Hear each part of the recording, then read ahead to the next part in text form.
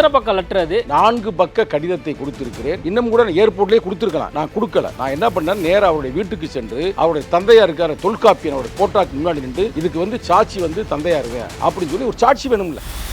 விடுதலை சிறுத்தையுடைய தொண்டனா நான் கடைசி வரைக்கும் இயங்குவேன். எனக்கு ஒன்றும் வாய்ப்பு இல்லாமல் இல்ல. எல்லா கட்சி முக்கிய பொறுப்பாளரும் என்ன போன் பண்ணிட்டாங்க, விஜய் சூப்பர்ப்பா, விஜய் சூப்பர்னா படத்துல சூப்பர், ஆனா அரசியல சூப்பரா செஞ்சு காட்டிருக்காரு. புரட்சி அம்பேத்கர் கோட்பாடுகளோடு களமாடுகிறார். அவர் அம்பேத்கர் மாதிரி கோட்டு மாட்டினார், நீங்க பெருமைப்படல. அம்பேத்கர் சொன்ன கோட்பாட்டு ரீதியாக களமாடுகிறார். அப்ப நான் பாராட்ட வாய் மூடி கிடக்க சொல்றீங்களா? நீங்க இப்ப பேசுறத பார்த்தா சில பேர் கன்ஃபியூஷன் ஆயிருப்பாங்க. உங்க தலைவர் வந்து திருமாவளவனா இல்ல விஜயன் கன்ஃபியூஷன் ஆயிருப்பாங்க. நல்லா கேட்டுங்க, என்னுடைய தலைவர் என்னைக்குமே தமிழகத்தில் இன்றைய சிறந்த முதல்வர் யாருன்னா விஜய் அவர்கள். தாவே கலந்து எதுவும் அழைப்பு வந்திருக்கா? இல்ல, அதை நான் இப்ப சொல்ல முடியாதுல்ல.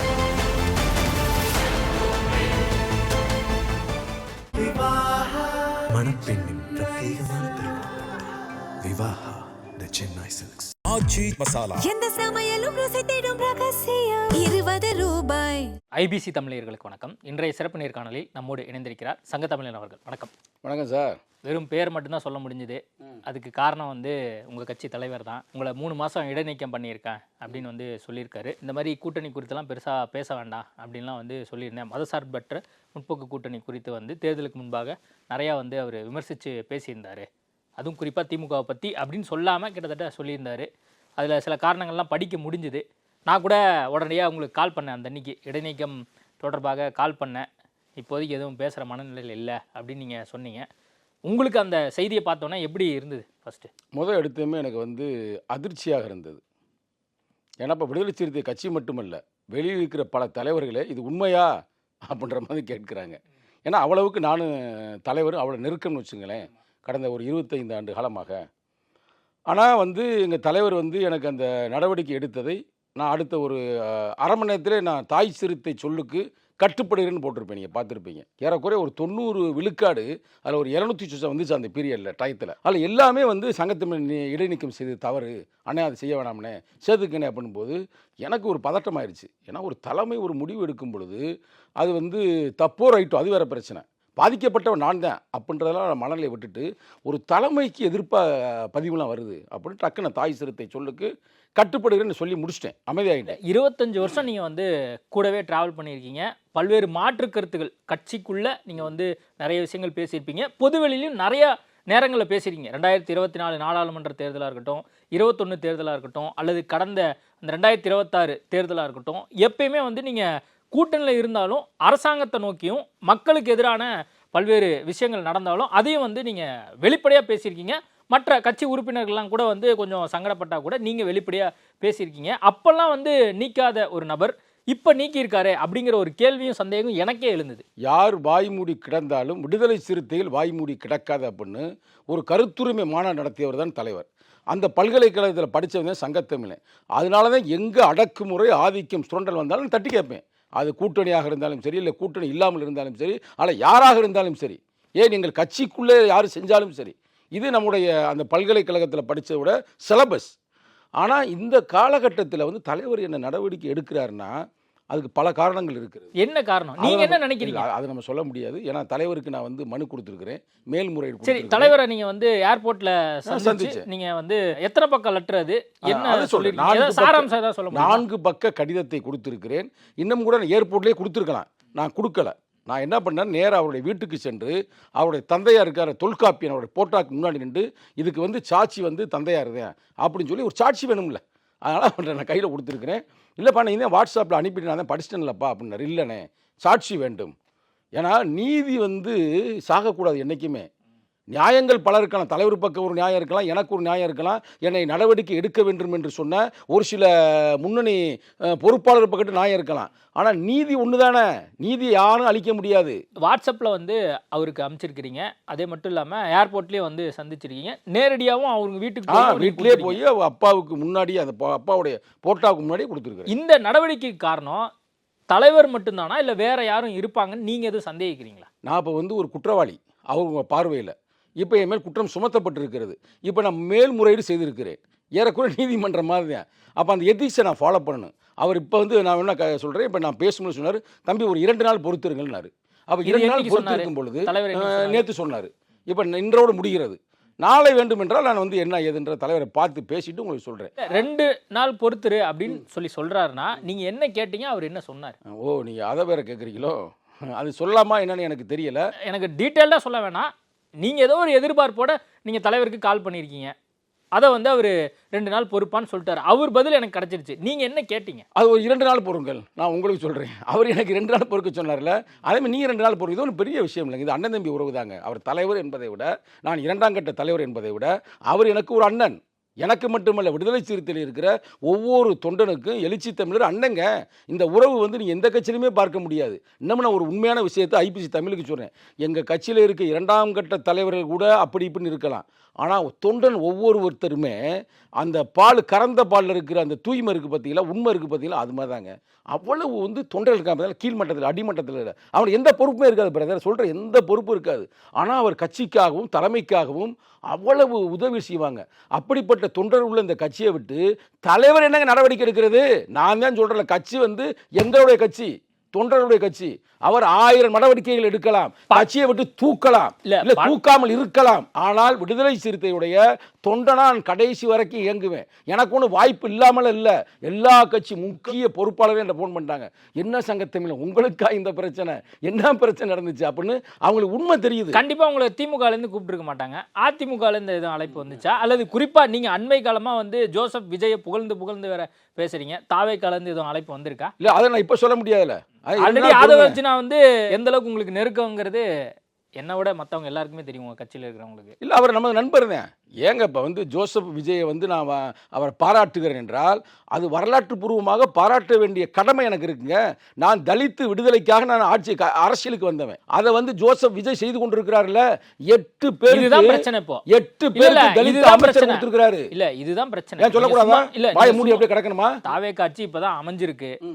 நீங்க ஆட்சி அமைஞ்சு 1 மாசம் தான் ஆகுது. அதுக்குள்ள நீங்க வந்து சிஎம் புகழ்ந்து பேசுறீங்களா? அதுதான் வந்து உங்க கட்சி சார்ந்தவங்களுக்கு சில பேருக்கு பிடிக்கலையோ என்னமோ. அதை வந்து அது வந்து கண்டிப்பா தலைவருக்கும் வந்து என்னப்பா 1 மாசம் தான் ஆயிருக்கு, நம்ம இன்னும் கூட்டணியில் கூட இல்லை அப்படின்னு வந்து அவர் வேற சொல்லிட்டு இருக்காரு.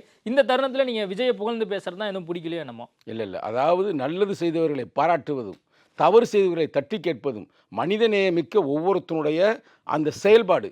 நான் ஒரு கட்சியுடைய மாநில இளைஞரணி செயலர் என்ற முறையில் நல்லதை வந்து வரவேற்றேன், கெட்டவர்களை தட்டி கேட்டேன். எதுக்கு நான் திமுகவை எதிர்த்து பேசினேன்? அவங்க எல்லாமே தலித்து விரோத ஆட்சியை செய்தார்கள் கடந்த 5 ஆண்டுகளாக. இது வந்ததுமே கைது பண்ணுறாப்புல, கவின் படுகொலையில் அந்த தாயாரை கைது பண்ணுறாள் உடனே. இன்னும் பல விஷயம் பாருங்க. இப்போ நல்ல செய்தி நான் ஒரு வாரத்தில் உங்களுக்கு வரப்போகுது.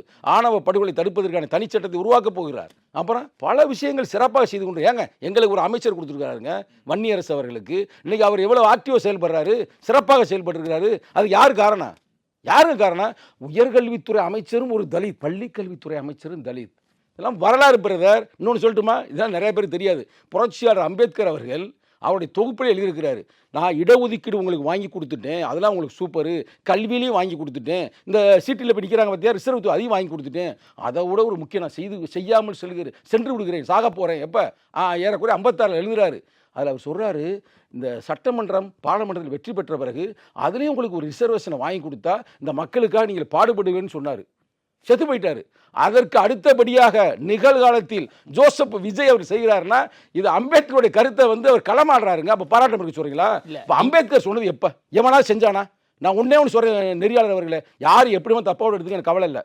இப்போ அவர் வந்து 108 தொகுதி ஜெயிச்சிட்டார்ல, நாங்கள் 2 தொகுதி ஜெயிச்சோம்ல, கம்யூனிஸ்ட் 2 தொகுதி ஜெயிச்சில, இஸ்லாமிய 2 தொகுதி ஜெயிச்சாங்களே, காங்கிரஸ் 5 தொகுதி ஜெயிச்சோம். நாங்கள் போகிறோம் யார்? திமுக குள்ள இருந்தவங்க தானே. நாங்கள் வந்து திமுக ஃபார் எக்ஸாம்பிள் 108 நாங்கள் போகிற சப்போர்ட் கொடுத்துட்டோம். அவர் கொடுத்துருப்பாள் எங்களுக்கு அமைச்சர் பதவி. உங்களை கேட்குறேன் பிரதர், கொடுக்க மாட்டாங்களே? அப்புறம் எங்கங்க நாங்கள் வந்து அப்புறம் யார் கொடுத்தாங்களோ அவங்கள தாங்க நாங்கள் புகழ்ந்து பேசணும், அவங்கள பாராட்டணும். எந்த காலத்திலும் கொடுக்க மாட்டாங்க. செத்தாலும் ஜாவாங்களே ஒழிய திமுக காரங்களோ அதிமுக காரங்களோ நிச்சயமாக கொடுக்க மாட்டார்கள். கொடுத்தார்ல, நான் சொல்கிறது சும்மா ஏதோ விஜய் சூப்பர்ப்பா, விஜய் சூப்பர்னா படத்தில் சூப்பர், ஆனால் அரசியலை சூப்பராக செஞ்சு காட்டியிருக்காரு. புரட்சி அம்பேத்கருடைய கோட்பாடுகளோடு களமாடுகிறார். அவர் அம்பேத்கர் மாதிரி கோட்டு மாட்டினார், நீங்கள் பெருமைப்படலை. அம்பேத்கர் சொன்ன கோட்பாட்டு ரீதியாக களமாடுகிறார். அப்ப நான் பாராட்ட வாயை மூடி கிடக்க சொல்றீங்களா? நீங்க இப்ப பேசுறத பார்த்தா சில பேர் கன்ஃபியூஷன் ஆயிருப்பாங்க. உங்க தலைவர் வந்து திருமாவளவனா இல்ல விஜயன் கன்ஃபியூஷன் ஆயிர போறாங்க. நல்லா கேட்டு, என்னுடைய தலைவர் என்னைக்குமே எழுச்சி தமிழர் தான். அதில் எந்த வகையான மாற்று கருத்துமே இல்லை. ஆனால் தமிழகத்தில் இன்றைய சிறந்த முதல்வர் யாருன்னா விஜய் அவர்கள் தான். தளபதி விஜய் நாங்கள் சொல்கிறோம்ல, அப்புறம் என்ன தளபதினு யாராவது பேர் வச்சுருந்தா நீங்கள் வாபஸ் வாங்கிடுங்க. தளபதினா என்னென்ன அர்த்தம்? நடக்க முடியாதை நடத்தி காட்டுபவர்கள், கனவில் இருப்பின்ற கற்பனையை நிஜத்தில் கொண்டாந்துருக்கிறார்களங்க. 2 நாள் பொறுங்கன்னு திருமாவளவன் சொல்லியிருக்காரு. நீங்க பேசுறதெல்லாம் பார்த்தா ஏதோ ட்ராக் வேற எங்கேயோ போற மாதிரி இருக்கே, பல்வேறு அழைப்புகள்லாம் வந்த மாதிரி தெரியுது அப்படில்ல, எனக்கு. எப்பயுமே சங்கத்தமிழ்ல இதே மாதிரி தான் பேசும். இதே விஜய் அவர்கள் தவறு செய்தால் முதல் ஆளாக நான் இதே இடத்துல வந்து உட்காந்து நான் சங்கர் அவரிடம் பேட்டி கொடுப்பேன். ஆனால் அவர் தவறு செய்வதற்கான வாய்ப்பே இல்லைன்னு ஒரு விஷயம் தெரியுமில்ல. க்ளீன் கவர்மெண்ட் போய்கிட்டு இருக்குங்க. நான் ஒரு கிளாஸ் 1 கான்ட்ராக்டருங்க. இப்போ என்னை கூப்பிட்டுருக்காங்க, அண்ணே வாங்கண்ணே உங்களுக்கு வேலை தர்றேன். அந்த காலத்தில் வர்றதுக்கு முன்னாடி 30 விழுக்காடு கொடுங்கள், அதுலேயும் 30 விழுக்காடு கொடுத்தாலும் கூட சரவணே அப்படின்னு வேலையை கொடுத்துட்டாங்க. அப்போ தான் தெரிஞ்சிருச்சாங்க, சரவணன் தாண்டா சங்கத்தமிழன். அடுத்த வேலையை கொடுக்கல. நான் செஞ்ச முதல் வேலை காரைக்குடியில் தடுப்பணை சிறப்பாக செஞ்சேன். அங்கே இருக்கிற வந்து சீஃப் இன்ஜினியரை என்னை பாராட்டினார். ஆனால் அந்த அந்த அமைச்சருக்கு தெரிஞ்சு போச்சு, சரவணன் தாண்டா சங்கத்தமிழன், கொடுக்காதீங்களா. கொடுக்கவே இல்லை பிரதர். ஆனால் இப்போ என்ன சொல்கிறாங்க, கூப்பிடுறாங்க. அப்பயும் நாங்கள் 30% லஞ்சம் கொடுத்துருக்குறோம் ஒர்க் எடுப்பதற்கு முன்னாடி. அது எல்லாருக்கும் தெரிஞ்ச உண்மைதான். ஆனால் இப்போ இவர்கள் க்ளீன், நீ வேலையை மட்டும் சிறப்பாக செய், துபாய் மாதிரி அப்படின்றாங்களா. அப்போ இதுக்கு என்ன பாராட்டி தான் ஆகணும். நீங்க கட்சிக்குள்ள இருக்கக்கூடாதுன்னு வேற யாரும் எதுவும் நினைக்கிறாங்களா? அது எதுவும் அது காரணம் நான் இருக்கா? 2 நாள் கழித்து பேசுகிறேன். நான் வாய முடியலாம் கிடக்க மாட்டேன். சங்கர் அவர்களே, 2 நாள் தலைவர் அமைதியாக இருங்கள் என்று சொன்னார். என் பக்கத்து நீதி இருக்கிறது என்பதற்காக பல எவிடன்ஸ் நான் வச்சிருக்கிறேன். இது வரைக்கும் எதுவும் தாவேக்க தரப்புலேருந்து அழைப்பு எதுவும் வந்திருக்கா? பிரதர், அதாவது அழைக்க மாட்டாங்க பிரதர். ஏன்னா அவங்களுக்கு நல்லா தெரியும், சங்கத்தமிழன் தான் விடுதலை சிறுத்தை தான் சங்கத்தமிழன். அவர் எழுச்சி தமிழுடைய மனச்சாட்சி. ஆனால் அப்படிலாம் என்னோட பழகினவங்க, அவங்களுக்கு நல்லா கண்டிப்பா தெரியும். ஆதவ் வந்து என்னண்ணே வாங்கண்ணே வந்து அது பார்த்துட்டு தேர்தலுக்கு போங்க. முன்னாடி என்னை கூப்பிட்டார். அதைத்தான் நான் ஓப்பனாக சொல்கிறேன். அன்றைக்கி வந்து நானும் எங்கள் தலைவர் பார்க்கும்போது, அண்ணே சங்கத்தமிழை மட்டும் அன்றைக்கி வந்திருந்தாருன்னா நேரம் அமைச்சர்னே அவர் சொன்னதுங்க. நம்ம போய் பேசக்கூடிய ஆள் இல்லை. இப்போ பார்ப்பாங்க, நானும் தலைவர் ஆதவர் சொன்னால் 3 பேர் சந்தித்து பேசும்போது, சங்கத்தமிழ் நான் கூப்பிட்டேனே வரலண்ணே, வந்திருந்தாருன்னா இன்றைக்கி அவர் அமைச்சர்னே. இன்றைக்கி வந்து சார் இப்போ கூட ஒரு வாய்ப்பு இருக்கு சார் உங்களுக்கு, அப்படி திருச்சி கிழக்கு.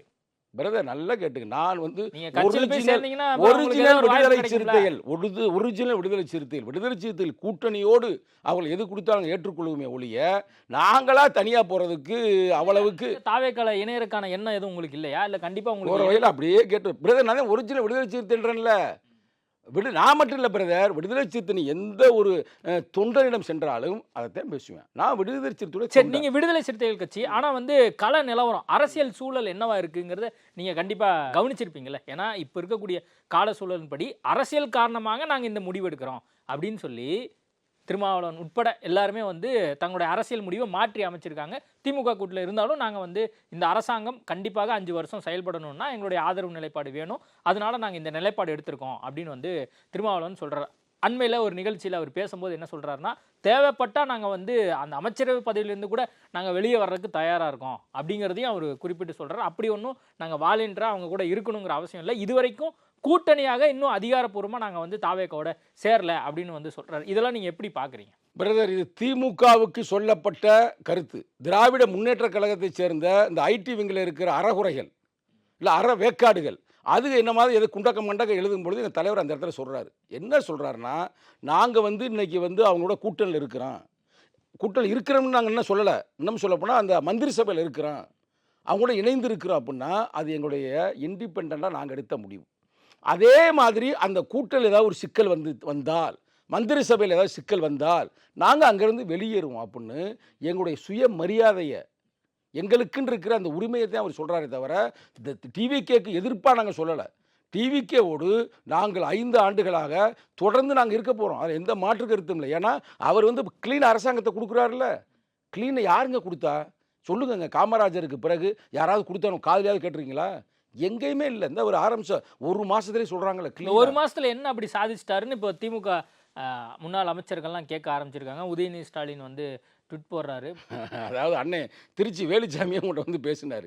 இந்த பேசிக் நாலேஜ் கூட இல்லாமல் இவங்களாம் எப்படிறாங்க ஆரம்பத்தில் முதல்வராக இருந்தாங்க அப்படின்னு அவர் சொல்கிறார். நான் சொல்ல என்ன எதுவும் குற்றம் சுமத்திடாதீங்க, ஏன்னா நானே இடைநீக்கம் செய்யப்பட்டிருக்கிறேன். அந்த அண்ணன் சொல்கிறார் கிளீனா. ஏண்டா ஒரு நிகழ்வு முடிஞ்சிருச்சு அப்படின்னா 6 மாதம் வந்து வாக்கெடுப்புலாம் முடிஞ்சிச்சு, எந்த கட்சியும் யாரும் கலைக்க முடியாதுன்னு ரூல்ஸ் இருக்குது. அது மட்டும் இல்லாமல் எல்லாமே ஆதரவு கொடுத்து அவங்கவுங்க மந்திரி சபைக்கு வந்துட்டாங்க, எல்லாமே க்ளீனாக போய்கிட்டு இருக்கு. எப்படி நீங்கள் கலைக்க முடியும்? அதுவும் மக்கள் பெரும்பான்மையாக 108 பேரை வெற்றி பெற வைத்திருக்கிறார்கள். ஒருவேளை கலைச்சின்னு வச்சுக்கோங்க, கலைங்கப்பா, ஒன்றும் பிரச்சனை இல்லை. நான் சவால் விடுறேங்க. வேற யாரும் டிவிகேக்காரன் பண்ண தேவையில்ல. 234 தொகுதியிலையும் டிவிகே, விடுதலை சிறுத்தைகள், கம்யூனிஸ்ட், காங்கிரஸ் இந்த கூட்டணி இருந்தால் 233 ஜெயிச்சிருவோம். ஒன்றே ஒன்று பாவம் அவர் தோற்று போயிருக்கிறாரு. அது ஒன்றை நாங்களே விட்டு கொடுப்போம். புரியுது? அதான் நிலைமை. நான் யதார்த்தத்தை சொல்கிறேன்ல. அதனால் வந்து அவங்க தயவு செய்து அப்படிலாம் கனவு காணாதீங்க. ஒரு எதிர்க்கட்சியாக இருந்து முறையாக செயல்படுங்க. சினிமா படத்தில் ஒரு டைலாக் மாதிரியே பேசுகிறது. இன்னும் 3 மாதம் தான், இன்னும் 4 மாதம் தான், 6 மாதம்னா அப்போ ஜனநாயகத்திற்கு நீங்கள் எதிரான கருத்தை வைக்கிறீங்களே. மக்களால் தேர்ந்தெடுக்கப்பட்ட ஒரு ஆட்சியை அது நிலைக்காது, நடக்காதுன்னா அப்போ நீங்கள் உள்ள ஊடுருவு எதுவும் பண்ணுறீங்களா? மக்கள் ஏற்கனவே உங்களை தூக்கி விரட்டிட்டாங்க. ஏங்க அந்த ஐயா தோத்தார்? நீ சொல்லுங்க. அவர் தோப்பார் நீ நினைச்சீங்களா பிரதர்? யாருமே நினைக்கல. எந்த கருத்து கணிப்பாளர்களும் சொல்லலை. அப்புறம் இவர் எப்படி தோத்தாரு? மக்கள் அவ்வளோ கோபமாக இருந்திருக்கிறே, தோக்க வச்சு விட்டாங்க. இப்போ திருப்பி இதே மாதிரி சவுடால் பேசுனா நான் சொல்கிறத 234ல் ஒரே ஒரு தொகுதி தான் வெற்றி பெற முடியும். விசிகா தாவேகா கண்டிப்பாக வந்து கூட்டணியாக வருவதற்கு வாய்ப்புகள் எதுவும் இருக்கா? சங்கத்தமிழன் கூட்டணியாக வர வேண்டும் என்று விரும்புகிறேன். சங்கத்தமிழனை போல ஒவ்வொரு தொண்டனும் விரும்புகிறான். ஆனால் தலைவர் நிச்சயமாக நல்ல ஒரு முடிவை எடுப்பார். நீங்கள் இளஞ்சிறுத்தை பாசறையினுடைய முன்னாள் அப்படின்னு சொல்லணும். அதான் முன்னாள் இளஞ்சிறுத்தை பாசறையினுடைய செயலாளராக இருந்தீங்க. இப்போ அந்த இடத்துக்கு வேற யாரையும் போட போறாங்களா? அது தலைவருடைய உரிமை. நெறியாளர் அவர்களே, நமக்கு வந்து இன்னும் வயசு எபோ 50 ஆயிடுச்சு. திருப்பி நம்ம நீங்க அரசியலுக்கு வந்திருக்கீங்க. இப்போ ஆட்சி அதிகாரத்தில் பங்கு வேணும் அப்படிங்கறதா. ஆட்சியிலும் பங்கு, அதிகாரத்திலும் பங்கு. சரி, இப்போ உங்களுக்கு பதவியும் இல்ல, கடைசியா வந்து உங்களை கட்சியில இருந்து நீக்கிட்டாங்க. இப்போ நீங்க என்ன பண்ண போறீங்க? நான் உங்களோட அமைதியை என்னோட நீதியை பேசிட்டே இருப்பேன். ஜனநாயக ரீதியாக பேச்சு டிஃப்ரெண்ட் தெரியுதா இல்லையா? நம்ம அவை இவன் என்ற ஏகவசனம் யாரும் பேசவில்லை. நெறி சார்ந்து பேசுகிறோம். தலைவர் செஞ்சுக்க உங்களுக்கான வழிங்கிறது ஒன்று இருக்குல்ல. அடுத்த இடத்துக்கு நீங்க எப்படி எடுத்து நான் இன்னமும் சொல்ல போனா அரசியல் பயணத்தை இன்னமும் சொல்ல போனா என்னுடைய உயரமே எனக்கு இப்போதான் தெரிஞ்சிருக்கு. நான் நினச்சிக்கிறதே கட்சியில் 10ல் 1, 11 அத்தோட நான் ஒன்றா இருக்கிறோம்னு. இன்னைக்கு தொண்டர்களில் இருக்கிற இன்னைக்கு வாக்கெடுப்பு எடுத்தாருன்னா தலைவர் அனைவருமே எனக்கு ஆதரவாக இருக்கிறார்கள். என்ன பேசிக்கிறாங்க உங்க இளஞ்சிறுத்தை பாசறை? அது சும்மா தலைவர் வந்து வாய் கொஞ்சம் அதிகமாக போயிட்டார். இவர் கொஞ்சம் நிறைய பேசிவிட்டாரு. சில முக்கியமான உங்களுக்கு சப்போர்ட்டா யாருமே வந்து பேசுற மாதிரி தெரியல எனக்கு. கட்சிக்காரங்க நீங்க உயர்மட்ட லெவல்ல இருக்கக்கூடியவங்க யாருமே வந்து உங்களுக்காக குரல் கொடுக்கல. இதுவே ஆளூர் சானவாசோ, எஸ் பாலாஜியோ அல்லது ரவிக்குமாரா இருந்தா இத்தனை நேரம் வந்து கொந்தளிச்சிருப்பாங்கல்ல. ஊடகங்கள்லாம் கொந்தளிச்சிருப்பாங்க, சமூக ஆர்வலர்கள்லாம் கொந்தளிச்சிருப்பாங்க. இப்ப சங்கத்தமிழ் நீக்கி இருக்காங்க. ஒன்னும் செய்தி பெருசா வந்த மாதிரி தெரியல. ஒழுங்கா நீ கவனிக்கல. எப்படின்னா தலைவர் ஒரு முடிவு எடுத்துட்டாருன்னு வச்சுக்கோங்க. 2ஆம் கட்ட தலைவர் என்று எல்லாருமே பேசிட்டாங்க. ஏறக்குறைய ஒரு 5 பேரை தவிர ஒரு 32 பேரில் ஒரு 5 பேர் யாருன்னு மக்களுக்கே தெரியும். மிச்சம் எல்லா பேரையும் பேசிட்டாங்க. அண்ணன் அமைதியாக இருங்க, இல்லை அண்ணன் தம்பி அமைதியாக இருப்பா, தலைவர் எல்லாம் நல்ல ஒரு முடிவு ஒன்றுவான்னு சொல்லிட்டாங்க. மாவட்ட செயலர் 234 மாவட்ட செயலர்களையும் எனக்கு தான் பெருவாரியான ஆதரவு. நீங்கள் அதெல்லாம் விட்டுருங்க. நான் 3 நாள் மௌன விரதம் இருந்தேன்ல, அதுக்கு எடுத்து நான் பேசினேன்ல அதை போய் இப்போயும் என் ஃபேஸ்புக்கில் இருக்குது, நீங்கள் எடுத்து பாருங்கள். ஏறக்குறைய 1.5 லட்சம் போயிருக்கு. லைவ்லேயே 1000 பேர் பார்த்தேன். நான் ஒன்றும் தலைவர் இல்லை, ஆனால் என்னை பார்க்குறேன். அப்போ அனைத்து தொண்டர்களுமே எனக்கு ஆதரவாகத்தான் இருக்கிறார்கள். மக்கள் மனதில் நான் எப்பயே போயிட்டேன். நினைச்சிட்டீங்களோ? விடுதலை சிறுத்தைகள் கட்சி தலைவராகவே நீங்க நினைச்சிட்டீங்களா? அது எந்த காலத்தையும் நடக்காது. தலைவருடைய அடிமட்ட தொண்டன் தான் சங்கத்தமிழன். நான் எப்படி நினைப்பேன் பிரதர்? என்ன பிரதர் பேசல? நீங்க பேசுறது வரலாறு. அந்த 2வது பாயிண்ட் நான் படிச்சேன். 2வது பாயிண்ட் நான் படிச்சேன். அதுல என்ன சொல்றாரு? தொடர்ந்து வந்து அவர் பேசிட்டே இருந்தாரு. அதுல கடிந்தும் நான் வந்து நிறைய இடங்கள்ல சொல்லியிருக்கேன். ஆமா அப்படின்னு அவர் சொல்லியிருக்காரு. பிரதர், விடுதலை சிறுத்தைகள் கட்சியினுடைய தலைவர் சொல்றதை நீங்க கேட்கல, நீங்களே ஒப்புக்கொள்வீங்க? அப்படிலாம் இல்லை. எங்க அண்ணன் சொல்ற பேச்ச நான் என்னைக்குமே கேட்கறீங்க சார். இதுக்கு முன்னாடிலாம் நான் நிறைய தடவை சொல்லியிருக்கேன். அவர் கேட்கலன்னு அவர் குறிப்பிட்டு சொல்லியிருக்காரு. திமுகவை எதிர்த்து பேசியது அதுதான் வரலாறு. திமுகவை எதிர்த்து ஏன் பேசினேன் என்றால், எனக்கும் திமுகவுக்கு தனிப்பட்ட வரையில் பங்காளி சண்டை இல்லை. அவர்கள் தொடர்ந்து தலித்து மக்களுக்கும் பெண்களுக்கும் சிறுபான்மை மக்களுக்கும் எதிர்ப்பாக செயல்பட்டார் என்ற வரலாறு வேங்கவே இல்லை. அவன் போய் சொன்னான்ற ஒரே காரணத்துக்காக அவன் மேலே குற்றம் சுமத்தினார்கள். தண்ணிக்குள்ளே மலம் கலந்துருச்சு அப்படின்னு போய் சொன்ன பையன் மேலே 3 பேர் குற்றவாளி. நல்லா படித்தா அப்படின்றக்கா வாயில் சின்னத்துறையை வெட்டினார்கள். நல்லா ஒருத்தன் புல்லட் ஓட்டுறனால கையில் வெட்டினார்கள். நல்லா கபடி விளையாடுறனால கையை வெட்டினார்கள். இந்த தமிழ்நாட்டில் ஒரு பெரிய ஒரு முற்போக்கு பௌத்த சிந்தனையாளர் ஆம்ஸ்ட்ராங் அவர்கள் பட்டப்பகலில் கொலை செய்யப்படுகிறார். அப்ப அந்த கொலை செய்த பிறகு இவர்கள் படம் பார்த்துக் கொண்டிருக்கிறார்கள். யாருடைய படத்தை? மாரி செல்வராஜ் போட்ட படத்தை பார்த்துக் கொண்டிருக்கிறார்கள். துப்புரவு தொழிலாளர்கள் இதெல்லாம் சுத்தப்படுத்துவது அவர்கள் தான். அவர்கள் போராடி கொண்டிருக்கிறார்கள். அவர்களுக்கு செவி சாய்க்கவில்லை. அதனால கேட்டேன். நான் சொன்னது கொஞ்சம் இதை சங்கத்தமிழ் கேட்பேங்க. தொண்டனா ஒரு முறை இல்லை பல முறை நடவடிக்கை எடுத்தாலும் நான் இந்த பிரச்சனையை தட்டி கேட்பேன். அதில் வந்து அப்போதான் உண்மையான விடுதலை சிறுத்தை. நான் கேட்காம அமைதியாக இருந்தேன் என்றால் நான் எழுச்சி தமிழ் பல்கலைக்கழகத்தில் படிக்காத ஒரு தற்கூடி நானே உணர்வேன். நான் முறையாக படிச்சிருக்கிறேன். அவர் அமைப்பை தொழிலும் படிச்சுப்புட்டு நான் அமைதியாக தூங்கினேன்னா நான் சிறுத்தை இல்லை. நான் புரட்சி அம்பேத்கருடைய கோட்பாடுகள் முழுதும் படித்தவன், 37 தொகுப்பும். அப்போ இப்படி தான் இருப்பேன். அது மட்டுமல்ல, அம்பேத்கருடைய கோட்பாடுகளில் எங்கள் தலைவர் கோட்பாடில் வெறும் 10 விழுக்காடு தான் நான் பேசியிருக்கேன். தாவேக்காலேருந்து அழைப்பு வந்தால் நீங்கள் என்ன பண்ண போகிறீங்க அடுத்து? நான் ஒரிஜினல் விடுதலை சிறுத்தைகள். நீ வேணா பார்க்க தானே போகிறீங்க பிரதர், என்னுடைய பழைய நண்பர் நீங்கள். இன்னைக்கு நேற்று இல்லை, தொடர்ந்து நம்ம பேசிக்கிட்டு இருக்கிறேன். இன்னும் அடுத்து என்னை பேசுவீங்க, நீ அப்போ அதை போட்டே என்னை கேட்டுங்க. இவர் நான் சொல்கிறேங்க, இவர் என்னை திருப்பி என்னை சேர்த்தாலும் சரி, 2 நாள் சேர்க்காம போனாலும் சரி, எனக்கு கவலையே இல்லை. கட்சி எங்கே உருவான கட்சி? மதுரை மாவட்டத்தில் உருவாக்கின கட்சி. இன்னும் சொல்லப்போனால் எங்கள் ஊர் மேலூரில் உருவாக்கப்பட்ட கட்சி. அது தலைவருக்கும் தெரியும். பல எனது நண்பர்கள் இந்த கட்சியில் வந்து, ஏன் யார் அந்த போராளி முருகேசன், யார் அவரெல்லாம் என்னுடைய பள்ளிக்கூடத்தில் படித்த என்னோட தோழர். இன்றைக்கி இதே நான் முத சொல்கிறேன். அதேமாதிரி அம்மாவாசி வேலு முத கொலை செஞ்சாங்க பார்த்தீங்களா, அவங்க பையன்களாம் என்னுடைய சொந்த பந்தங்கள். அப்போ இப்படி பல பேருங்க ரத்தம் சிந்தி வரலாறுங்க விடுதலை சிறுத்தை வரலாறு. சும்மா விடுதலை சிறுத்தை வந்துட்டு எம்எல்ஏ ஆகணும் எம்பி ஆகணும் வரல. நான் மக்கள் விடுதலைக்காக வந்தேன். அதனால் தொடர்ந்து என்னை தலைவர் சேர்த்தாலும் சரி சேர்க்கவில்லை என்றாலும் சரி ஒரு தொண்டனாக குரல் சேர்க்காவிட்டால் நீங்கள் என்ன பண்ணுவீங்க? தொடர்ந்து குரல் கொடுத்துக்கிட்டே இருப்பேன், பேசிக்கொண்டே இருப்பேன். யாருக்காக? மக்களுக்காக, கட்சிக்காக. அம்பேத்கர் வர சொன்னார், என்னை விட என் நாடு பெரிது, என் நாட்டை விட என் மக்கள் பெரிதுன்னாரு. மக்களுக்காகத்தான் கட்சி, கட்சிக்காகத்தான் தலைவர். புரியுதா? இது ஒன்றோடு ஒன்று தொடர்புடையது. எல்லாமே இப்போ எங்கள் தலைவர் கஷ்டப்பட்டு போராடுறாரு, பாடுபடுறாரு. யாருக்காக? அவருக்காகவா? அவரே கல்யாணம் பண்ணிட்டு ஜாலியாக இருக்கலாமே, ஏன் இல்லை? எல்லாமே மக்களுக்காக. அப்போ மக்களுக்காக தொடர்ந்து புரட்சிகர சிந்தனைகளை கடைசி உயிர் இருக்கிற வரைக்கும் நான் போராடுவேன். ஓகே சார், நிறைய விஷயங்கள் குறித்து பேசியிருக்கோம். பொறுத்து பார்ப்போம் என்ன நடக்க போகுதுன்னு சொல்லி. நேர்காணல் கொடுத்ததுக்கு மிக்க நன்றி. நன்றி, வணக்கம். மணப்பெண்ணின் பிரத்யேகமான திருமணம் விவாஹா தி சென்னை சில்க்ஸ். எந்த சமையலும் ருசி தேடும் ரகசியம் 20 ரூபாய்.